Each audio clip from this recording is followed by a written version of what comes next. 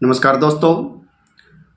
हरियाणा में कांग्रेस ने भारतीय जनता पार्टी के ऊपर गंभीर आरोप लगाए हैं और हरियाणा विधानसभा चुनाव के अंदर धांधली कर घोटाले ईवीएम घोटाले का बहुत ही बड़ा आरोप लगाया है कांग्रेस ने और चुनाव आयोग को भी शिकायत दी है और कुछ सबूत भी पेश किए हैं चुनाव आयोग के सामने। क्या हरियाणा में दोबारा से वोटों की गिनती होगी? कांग्रेस ने सीधा चुनाव आयोग पर आरोप लगाया है हरियाणा में ईवीएम घोटाला हुआ है। क्या सच में ही बीजेपी ने हरियाणा में ईवीएम में गड़बड़ी की है? ईवीएम बैटरी से चुनाव परिणामों का क्या संबंध है? 99% बैटरी का क्या मामला है? बैटरी बदलने के क्या नियम हैं और चुनाव आयोग ने इस पर क्या सफाई दी है?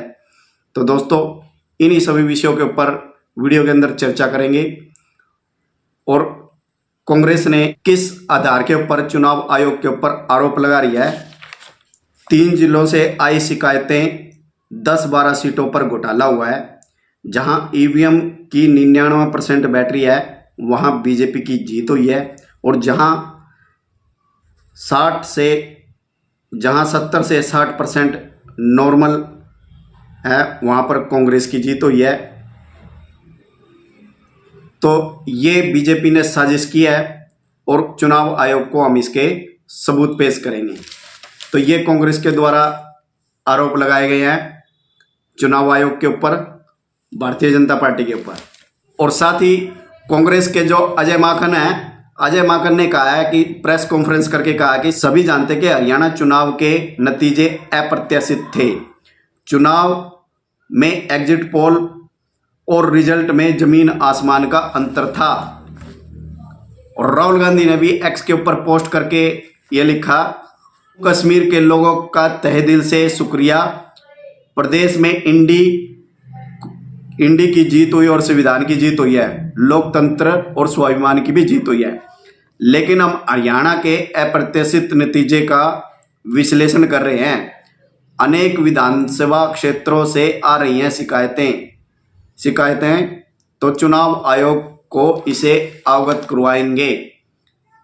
और इसी प्रकार से जो कांग्रेस के पवन खेड़ा है, उन्होंने भी प्रेस कॉन्फ्रेंस के माध्यम से आरोप लगाया है। हरियाणा के नतीजे बहुत ही अप्रत्याशित है, इसको हम स्वीकार नहीं करते हैं। कई जिलों से गंभीर शिकायतें आ रही है। कांग्रेस नेताओं ने चुनाव आयोग पर गंभीर आरोप लगाए हैं, ईवीएम पर कई सवाल उठाए हैं। कांग्रेस ने आरोप लगाया है कि जिन ईवीएम मशीनों की बैटरी 99% तक चार्ज थी वहां पर बीजेपी की जीत हुई है और जिन ईवीएम मशीनों में बैटरी 60 से 70% चार्ज थी वहां पर कांग्रेस की जीत हुई है। तो इस मामले को लेकर के कांग्रेस चुनाव आयोग को शिकायत करेगी। आइए दोस्तों, फिर जो ईवीएम मशीन के क्या टेक्निकल पॉइंट है, हम इन टेक्निकल पॉइंटों के ऊपर चर्चा करते हैं। क्या वास्तव में हरियाणा के अंदर ईवीएम घोटाला हुआ है? तो इसी के ऊपर हम थोड़ा बारीकी से हम जो टेक्निकल पॉइंट है उन्हीं के ऊपर हम चर्चा करेंगे दोस्तों। तो सबसे पहले हम यानी कि जो ईवीएम होती है, वोटिंग मशीन होती है, उसके 3 पार्ट होते हैं।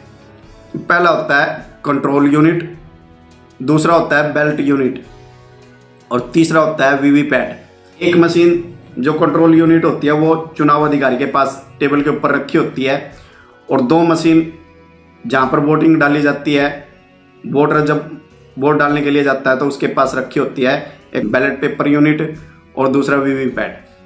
यानी कि जब कोई भी मतदाता जब वोट डालने के लिए जाता है और बटन दाबता है, वो जिस भी कैंडिडेट को वोट डालता है, तो वीवीपैट के अंदर तो उस उम्मीदवार के सिंबल की पर्ची निकलती है। तो जिससे ये वोट डालने वाले मतदाता को ये पता लग जाता है कि मेरा सही वोट डाला है। तो चुनाव आयोग ने इनके कांग्रेस ने जो आरोप लगाए हैं, इन आरोपों का क्या जवाब दिया है चुनाव आयोग ने? ईवीएम कंट्रोल यूनिट में एल्कान बैटरी का इस्तेमाल किया जाता है। इस बैटरी को दोबारा से बिना बिजली के चार्ज नहीं किया जा सकता। ईवीएम चालू करने से पहले उम्मीदवारों के एजेंटों की मौजूदगी में ही कंट्रोल यूनिट में बैटरी डाली जाती है। शुरू में बैटरी 7.5 से 8 वोल्ट के बीच में वोल्टेज होती है। जब वोल्टेज 7.4 से ऊपर होता है तो बैटरी की अक्षमता 99% दिखाई देती है। ईवीएम के इस्तेमाल से बैटरी की अक्षमता कम हो जाती है तो वोल्टेज 7.4 से नीचे जाने पर बैटरी की अक्षमता 98% से 10% तक दिखाई देती है। कंट्रोल यूनिट तब तक काम करती है जब तक बैटरी में 5.8 वोल्ट से ज़्यादा वोल्टेज होता है, और जब बैटरी 5.8 वोल्ट से कम होती है तो कंट्रोल यूनिट के डिस्प्ले पर बैटरी बदलने की चेतावनी दिखाई देती है। ईवीएम की बैटरी बदली जाती है। किसी भी चुनाव से पहले फर्स्ट लेवल की जांच के समय ईवीएम में नई बैटरी लगाई जाती है। इस बारे में राजनीतिक दलों को पहले से ही बता दिया जाता है और उनके एजेंट भी ईवीएम की जांच के दौरान वहां मौजूद रहते हैं। वोटिंग वाले दिन वोटिंग शुरू होने से पहले ही उम्मीदवारों के एजेंटों की उपस्थिति में एक मॉक पोल भी किया जाता है और उस मॉक पोल के दौरान 50 वोट डाले जाते हैं, जिसमें से जितने भी बैलेट पेपर यूनिट के ऊपर जितने भी कैंडिडेट होते हैं उन सभी कैंडिडेटों के 5-5 वोट डाले जाते हैं। और फिर उसके बाद वोट डालने के बाद फिर वोट की गिनती की जाती है। गिनती करने के बाद फिर जो वीवीपैट के अंदर जो पर्चियां निकली हैं वो पर्ची और कंट्रोल यूनिट के अंदर जो रिजल्ट आया दोनों का मिलान किया जाता है। और जब पोलिंग एजेंट सभी राजनीतिक दलों के जब पोलिंग एजेंट जब संतुष्ट हो जाते हैं, जब उनको पूरी तसल्ली हो जाती है, तो फिर उसके बाद रिजल्ट को डिलीट कर दिया जाता है। रिजल्ट डिलीट करने के बाद फिर कंट्रोल यूनिट को और वीवीपैट को सील कर दिया जाता है और जिस पर एजेंटों के साइन भी होते हैं। और कंट्रोल यूनिट के ऊपर जो सीरियल नंबर होता है वो सीरियल नंबर भी उन राजनीतिक दलों के एजेंटों को लिखवाया जाता है, सीरियल नंबर भी। तो इस हिसाब से इस प्रकार से ये सारी प्रक्रिया होती है।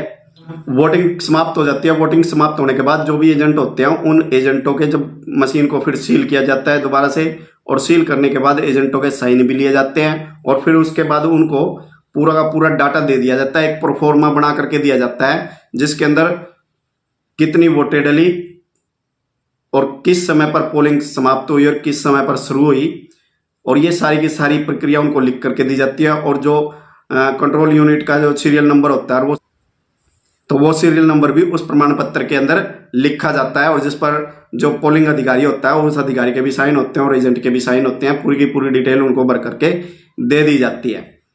तो इस प्रकार से ये सारा का सारा प्रोसेस होता है। लेकिन कांग्रेस इस बात को अच्छी तरह से समझती है कि मशीनों के अंदर गड़बड़ी नहीं की जा सकती, लेकिन उसका मकसद सिर्फ एक ही है कांग्रेस का कि वो जनता के अंदर एक भ्रम पैदा करना चाहती है और जनता को बेवकूफ़ बनाती है कि इस प्रकार के फैक्ट दिखा करके। पहले ये बोलते थे कि ईवीएम हैक होती है, लेकिन अब की बार एक नया मुद्दा लेकर के आया कांग्रेस के 99% बैटरी पर बीजेपी की जीत हुई और 60 से 70 बैटरी पर कांग्रेस की जीत हुई है। तो इस प्रकार के यानी जनता के अंदर ईवीएम को लेकर के भ्रम पैदा करना कांग्रेस का मकसद है। क्योंकि मध्य प्रदेश के अंदर भी जब, छत्तीसगढ़ में भी और राजस्थान के अंदर भी जब विधानसभा के चुनाव हुए तो तब भी कांग्रेस ने इसी प्रकार के भ्रम फैलाए थे। और जहां से कांग्रेस यदि जीत जाती है वहां पर तो ईवीएम सही हो जाती है, वहां पर रिजल्ट भी सही हो जाते हैं। लेकिन जहां से कांग्रेस हारती है वहीं से ही ईवीएम का रोना कांग्रेस रोना शुरू कर देती है। ईवीएम में गड़बड़ी हुई है, ईवीएम को हैक किया गया है, इस प्रकार की मनगढ़ंत बातें कांग्रेस फैलाना शुरू कर देती है। और साथियों, जो टेक्निकल पॉइंट है, टेक्निकल पॉइंट के अनुसार यदि ईवीएम के अंदर कोई भी गड़बड़ी हो जाती है तो ईवीएम पूर्णतः बंद हो जाती है, वो काम करना बंद कर देती है। तो और चुनाव आयोग के जो नियम है वो बड़े ही सख्त कानून है, सख्त नियम है। तो इसलिए ईवीएम के अंदर किसी भी प्रकार की कोई भी गड़बड़ी नहीं की जा सकती। तो साथियों, आज की वीडियो में सिर्फ इतना ही। और आपको यह वीडियो कैसी लगी तो कमेंट के माध्यम से जरूर बताइएगा। और यदि जानकारी अच्छी लगी है तो लाइक और शेयर जरूर कीजिएगा। तो आज की वीडियो में सिर्फ इतना ही, मिलते हैं फिर नई वीडियो में नए विषय के साथ। तब तक सभी साथियों को जय श्री राम, वंदे मातरम।